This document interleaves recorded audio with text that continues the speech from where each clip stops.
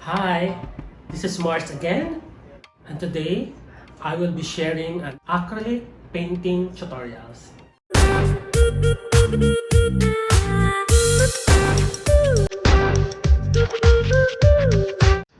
I will let you recall the essential and non-essential items that I discussed in my latest video. So, the paints, number one is the paint, the brushes,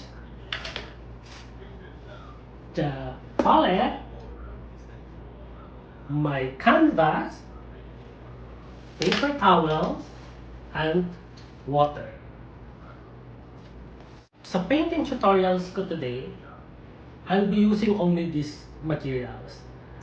Ipapakita ko as a beginner kung ano ang kalalabasan ng painting using only these materials. And the essential items. So, get it on! So, I'll be using the chrome yellow, the bright red, the ultramarine blue, titanium white. Importante itong titanium white kasi mas mataas yung pigments na to. And the black one. This is only for darkening some items. And also, I'll be using this knife for our paintings. I just want to share that earlier, I already applied gesso on this canvas as primer. So, para lang, ang purpose ko lang noon ay maganda yung kalalabasan ng ating paintings later on. Kasi mas gusto kong textured itong gagawin natin. Gagawa tayo ng abstract painting today. So, get it on! Actually, hindi ko pa alam, but we will see what will happen. Okay? So, watch out.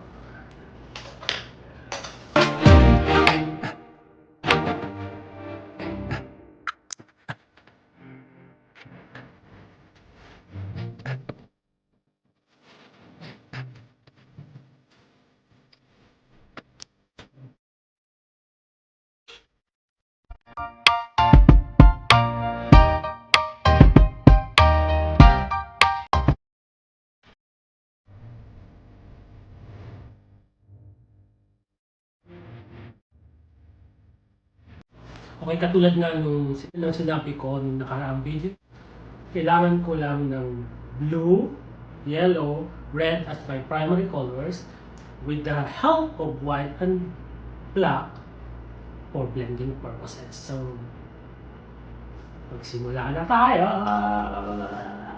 Excited ako lang. Actually, hindi ko alam paano gagawin ko, but bahala na si Brush. Okay?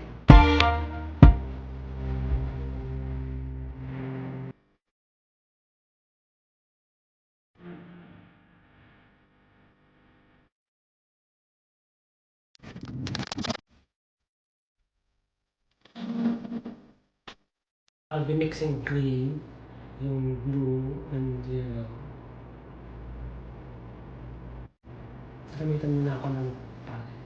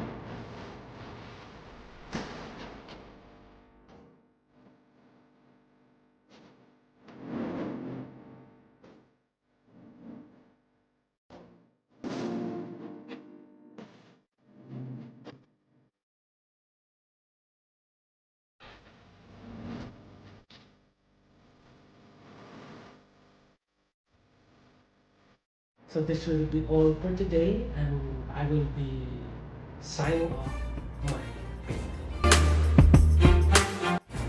So this is now my finished product.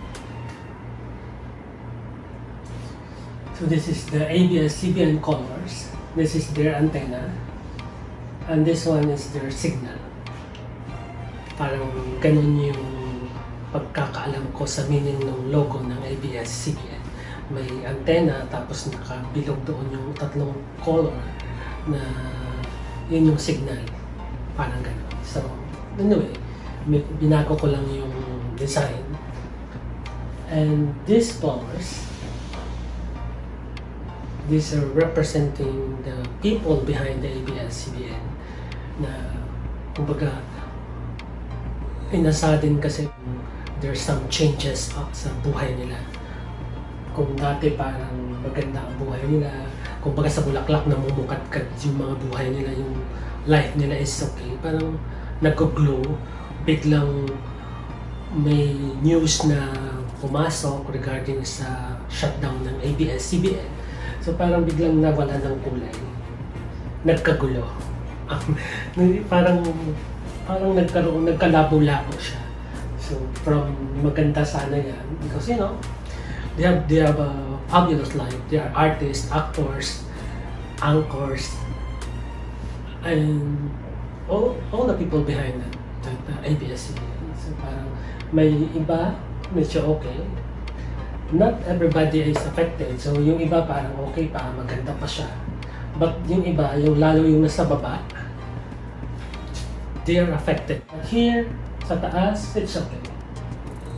Only sa baba, nagkalabo-labo. So, this is just my own way of expressing my opinion or expressing what is happening in our country, in the Philippines, through paintings. Meron kang hugot, yung sinasabi ko on my previous video. So, parang ito yung hugot ko doon. Ito, mga tao, magaganda yung buhay, so biglang nagkagulo because this ABS-CBN shutdown. Wala may kwento. So, please tune in for more abstract painting and tutorials. Bye!